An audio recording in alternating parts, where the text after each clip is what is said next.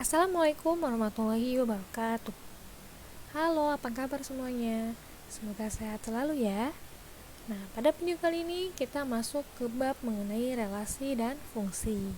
Tetapi yang akan kita bahas terlebih dahulu adalah mengenai relasi. Nah, disimak baik-baik ya. Nah, kita perhatikan gambar berikut ini. Ini adalah gambaran sebuah keluarga dari Pak Maduri dan Bu Marhawi. Nah, mereka punya anak, yaitu Sulastri, Idris, Halim, dan Thohir. Keempat anaknya ini sudah menikah dan memiliki anak juga. Sulastri memiliki 1 anak, Idris memiliki 3 anak, Halim memiliki 2 anak, dan Thohir memiliki 1 anak. Tanda panah ini itu menunjukkan hubungan mempunyai anak. Ya, jadi tanda panah ini itu memiliki hubungan mempunyai anak. Nah, kalau kita tuliskan dalam bentuk himpunan, nah, misalkan himpunan A adalah anak-anak dari Pak Maduri, berarti anggotanya Sulastri, Idris, Halim, dan Thohir. Kemudian himpunan B adalah anak-anak dari mereka.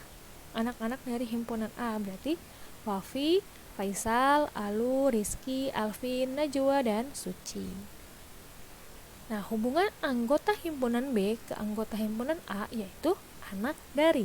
Jadi Wafi anak dari Sulastri, Faisal, Alu, Rizky itu anak dari Idris, Najwa sama Alvin itu anak dari Halim, dan Suci anak dari Thohir. Jadi hubungan antara himpunan B ke himpunan A adalah anak dari. Nah, bagaimana kalau misalkan hubungan antara himpunan B dengan Pak Maduri? Hubungannya atau relasinya yaitu cucu dari. Jadi Wafi adalah cucu dari Pak Maduri, Faisal cucu dari Pak Maduri. Gitu. Nah, berarti apa itu relasi? Jadi, relasi dari himpunan A ke himpunan B adalah suatu aturan yang memasangkan anggota-anggota himpunan A dengan anggota-anggota himpunan B. Jadi, relasi itu kan hubungan. Nah, kita pasangkan anggota-anggota himpunan A ke anggota-anggota himpunan B. Jadi, anggota suatu himpunan ke himpunan yang lain. Kita pasangkan. Nah, yang harus diingat adalah relasi itu tidak memiliki syarat apapun. Jadi, relasi itu boleh tidak memiliki pasangan, boleh memiliki pasangan lebih dari 1. Nah, agar lebih paham, kita perhatikan contoh berikut ini. 4 orang anak yaitu Ria, Rian, Reini, dan Revi memilih jenis musik yang mereka sukai. Data yang diperoleh sebagai berikut. Ria dan Rian memilih musik pop, Ria, Rian, dan Reini memilih musik country. Rian, Reini, dan Revi memilih musik jazz. Nah, ini bisa kita buat relasinya. Yang pertama, kita buat dulu nih himpunannya. Himpunan A berarti nama-nama dari 4 orang anak tadi. Berarti Ria, Rian, Reini, dan Revi. Himpunan B adalah jenis musik yang dipilih. Pop, country, dan jazz. Nah, relasinya ini kan dia memilih jenis musik yang mereka sukai. Nah, kuncinya di situ, memilih jenis musik yang mereka sukai. Berarti relasinya atau hubungannya antara keempat orang anak tadi dengan musik adalah menyukai. Ria menyukai pop, Rian menyukai pop, dan Ria juga menyukai country dan lain-lain. Jadi relasi antara himpunan A dengan himpunan B atau himpunan dari 4 orang anak dengan 4 jenis musik dengan 3 jenis musik adalah menyukai. Nah, kita perhatikan contoh-contoh yang lain. Nih, misal siswa dengan ekstrakurikuler. Nah, siswanya itu ada 5 anak, Andre, Dudi, Tina, Hilda, dan Anton. Ini himpunan siswa ya. Dengan ekstrakurikuler, ada basket, badminton, renang, musik, sepak bola. Nah, ini ketika kita hubungkan, ketika kita pasangkan Andre dengan basket, Dudi dengan badminton, Tina dengan renang, Hilda musik, Anton basket, dan sepak bola. Nah, relasinya apa? Hubungannya apa nih antara siswa dengan ekstrakurikuler? Nah, hubungannya adalah mengikuti ekstra. Jadi Andre mengikuti ekstra basket, begitu cara bacanya. Dudi mengikuti ekstra badminton, Tina mengikuti ekstrakurikuler renang, Hilda mengikuti ekstrakurikuler musik, Anton mengikuti ekstrakurikuler basket dan sepak bola. Jadi relasinya adalah mengikuti ekstra. Contoh berikutnya, faktor dari. Ini adalah relasi hubungannya, faktor dari. Himpunan A itu adalah 2, 3, 5, dan 7. Himpunan B 4, 6, 9, 10, dan 13. 2 itu faktor dari 4, 6, dan 10. Faktor dari, ingat ya, faktor dari. Nah, 3 itu faktor dari 6 dan 9. 5 itu faktor dari 10. Nah, 7 gak ada pasangannya, boleh enggak? Boleh. Jadi di relasi tidak ada syarat apapun, boleh nggak punya pasangan, boleh punya pasangan lebih dari satu. Nah, ini relasi dari A ke B itu adalah faktor dari. Contoh berikutnya, dari A ke B. Nah, A-nya ini 2, 5, 6, B 3, 4, 5, 7. Kita perhatikan, relasinya yaitu kurang dari, berarti 2 kurang dari 3, 2 kurang dari 4, 2 kurang dari 5, 2 kurang dari 7. Kurang dari berarti kan lebih kecil kan. Nah, 5 kurang dari 3 enggak? Enggak, 5 itu lebih besar dari 3, berarti 5 kurang dari 7. Jadi cuma ke 7 aja. 6 itu juga kurang dari 7. Dia enggak kurang dari 3, 4, 5 ya. Karena harusnya lebih besar. Makanya 6 dipasangkannya hanya ke 7 karena 6 kurang dari 7. Jadi lihat relasinya apa, hubungannya apa, baru kita pasangkan. Tuh. Nah, boleh nggak nih punya pasangannya sampai 4? Boleh. Mau 4, mau 5, mau 10, itu boleh. Jadi di relasi tidak ada syarat apapun. Contoh berikutnya. Nah, ini hanya ada satu pasangan, yaitu 4 ke 2, kuadrat dari. Nah, ini adalah relasinya kuadrat dari. Anggota Q-nya 2, 4, 6, 8, 10, 12. Anggota P-nya 1, 2, 3, 4, 6. Relasinya itu kuadrat dari. Nah, 2 kuadrat dari 1 bukan? Bukan, karena 1 kuadrat sama dengan 1. 4 kuadrat dari 2 bukan? Iya, 2 kuadrat sama dengan 4. 6 kuadrat dari 3? Tidak. Nah, kita lihat ya, 3 kuadrat itu sama dengan 9, 4 kuadrat itu sama dengan 16, 6 kuadrat sama dengan 36. Nah, nggak ada pasangannya kan yang lain? Ya udah, nggak apa-apa kalau misalkan di sebuah relasi itu hanya ada satu pasangan. Tidak ada pasangannya pun, himpunan kosong itu termasuk relasi. Oke, lanjut. Mata uang dari, ini relasinya adalah mata uang dari. Dolar adalah mata uang dari Amerika, euro itu dari Eropa, rupiah dari Indonesia, won itu dari Korea. Selanjutnya, akar kuadrat dari. Nah, ini relasinya adalah akar kuadrat dari. Himpunan A 1, 2, 3, 4, himpunan B 1, 4, 9, 16, 25. Nah, 1 akar kuadrat dari 1. 2 akar kuadrat dari 4. Nah, apa bedanya akar kuadrat dari dengan kuadrat dari? Nah, kalau akar kuadrat dari berarti akar dari si himpunan B ada di A. Kalau kuadrat dari si P ada di Q gitu.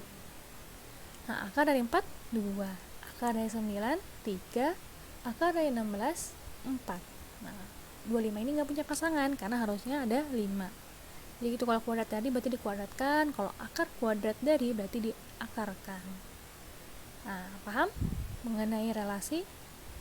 Jadi di relasi nggak ada syarat apapun, pokoknya tinggal dihubungkan aja sesuai dengan hubungannya. Ya, mau dia punya pasangan, mau punya pasangan lebih dari satu, itu boleh. Nah, cara menyajikan relasi itu ada 3 cara. Yang pertama itu dengan diagram panah, yang kedua dengan diagram kartesius, yang ketiga dengan himpunan pasangan berurutan.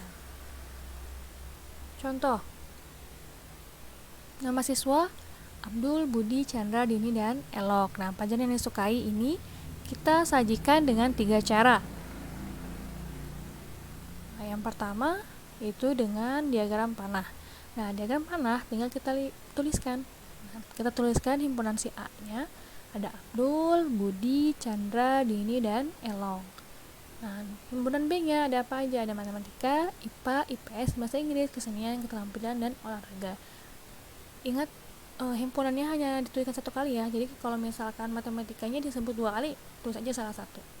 Jadi jangan dituliskan, misalkan nih, tadi kan menyukainya ada yang sesama matematika, nih ada matematika, kemudian IPA dengan IPA, itu jangan ditulis matematika ada 2, IPA ada 3, enggak. Tapi ditulis aja salah satunya.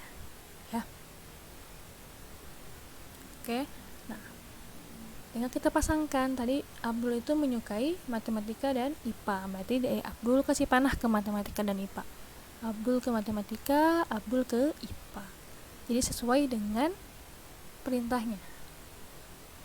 Ini kan relasinya adalah pelajaran yang disukai. Nah, Budi menyukai apa aja? Budi menyukai IPA, IPS, dan kesenian. Berarti kasih panah. Dari Budi ke IPA, Budi ke IPS, Budi ke kesenian. Chandra itu menyukai keterampilan dan olahraga, berarti kasih panah ke keterampilan dan olahraga.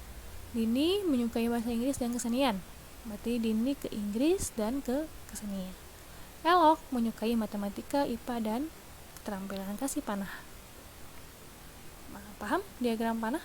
Jadi tinggal dihubungkan dengan panah. Dituliskan himpunan A-nya, dituliskan himpunan B-nya, hubungkan dengan panah sesuai dengan perintah soal. Cara yang kedua, yaitu dengan diagram kartesius. Nah, untuk diagram kartesius, himpunan si A, himpunan yang asalnya itu ada di koordinat X, ada di bawah. Nah, himpunan si B yang keduanya itu ada di sumbu Y. Ya, jadi kalau misalkan dari A ke B, berarti A-nya yang mendatar, B-nya yang tegak. Kalau misalkan P ke Q, berarti P-nya yang mendatar, Q-nya yang tegak, gitu ya. Jadi jangan kebalik naruh himpunannya. Himpunan A, nah dia yang mendatar kan, tulis namanya Abdul, Budi, Chandra, Dini, dan Elok. Himpunan B sama, tulis juga nama pelajarannya. Nah, tinggal dikasih titik sesuai dengan koordinatnya.